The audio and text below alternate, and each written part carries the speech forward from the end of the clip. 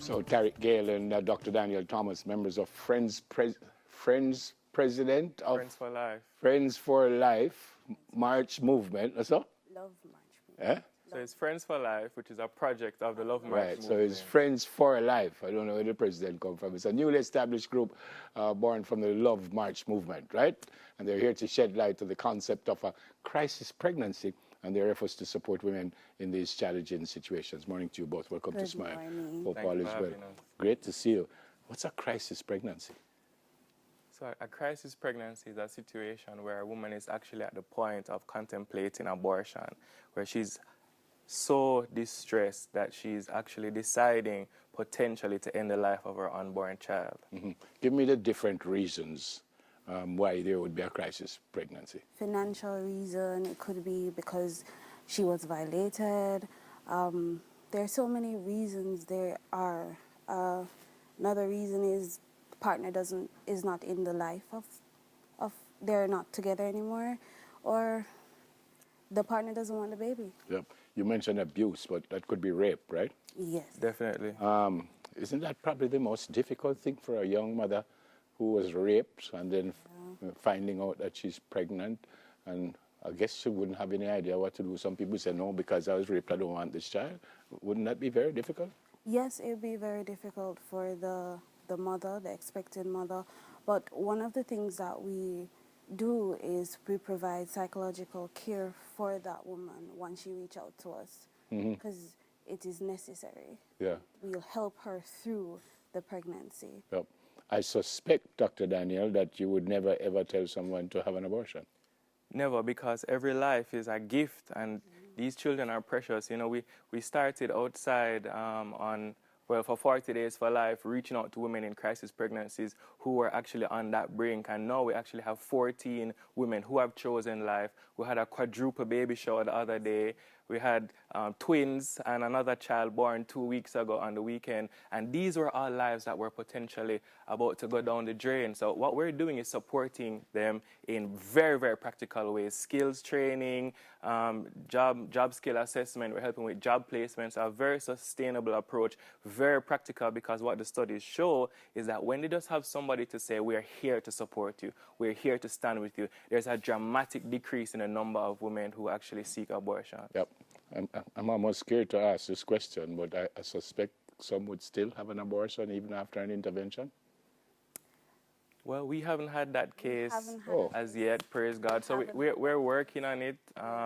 It's very challenging, though. I don't want it to seem like a walk in the park. Imagine, yeah, the needs are huge. Some women just needed to say, we're here for you, and then they change their minds and we don't hear back from them again because they're good. But other women need food. They need jobs. They need help with rent. The needs are so great.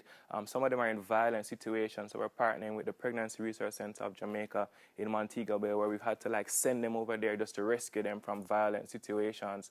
And so, yeah, the needs are really, really huge. Tariq, so what do you say to them? I mean, if they come to you and say, boy, I don't know where the father is, or sometimes I don't know who the father is, and I don't have any money to look after the child, and this not going to work for me, and what do you say? First of all, we explain to them how important life is. And through that, after explaining to them, most have actually decided to keep the baby.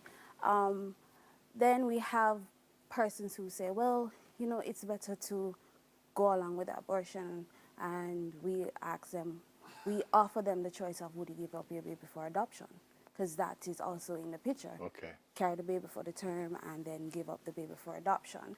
And we also, if the father is the one pressuring the lady to have an abortion, we also ask if they like us to intervene, speak with the father, which we have done on many cases, and it has proven successful. Oh, beautiful. As far as I know, abortion is illegal in Jamaica, right? It's illegal, but it's happening rampantly, so what happens, A, to the person who wants the abortion or gets the abortion, and B, to the person who does the abortion? What happens to those people? Women who who seek abortions and have gotten abortions really suffer in silence. You know, abortion is very, very traumatic. Higher rates of suicide, higher rates of even psychotic disorders, PTSD. You can just imagine the mental load on a woman. And so we actually have, we're creating a system of support for women in crisis pregnancies that does include counselors for life, doctors for life, and 40 days for life, which is the prayer arm of it. But they really need a lot of support. So we're actually also offering counseling for those women. Yep. And then we're encouraging abortionists to desist from doing so, you know, and because it really is blood money and a really, really sad situation to make money off women like this in their most vulnerable state. And again, I don't know if you know, but what could happen to someone who does the abortion? They go to jail, they get fined, well, because if it is illegal, it's... Right, there are laws related to it. So we're not on the legal side of things, though, but we're offering love and care and support to the women themselves and asking them really to think about what's happening and letting them know all the needs that they have. We want to help them meet all of them in a sustainable way, in a practical way, just showing love and celebrating the life in their womb. And then helping them, because some of them have other children as well. They need a lot of help. And so we're here for them to show them with love. What's the phrase? Cost to care? It takes cash. It does take cash. Where you get the money from? We get the money from donors, members of the 40 Days for Life. We would just go out in the group and ask, can we get someone to donate for a specific need? So our mother would call us, say, hey, I have no groceries. I have nothing in my house to feed myself, the baby in my tummy, or my kids that I have. And we'll just throw it out there. In the 40 Days for Life, we throw it out there to anybody who we have in our connections. And so far, we've gotten so many donations. Beautiful. How many, do you have an idea how many you have impacted so far? Well, at least 14 have chosen life so far, and 6 are in need of continuous care.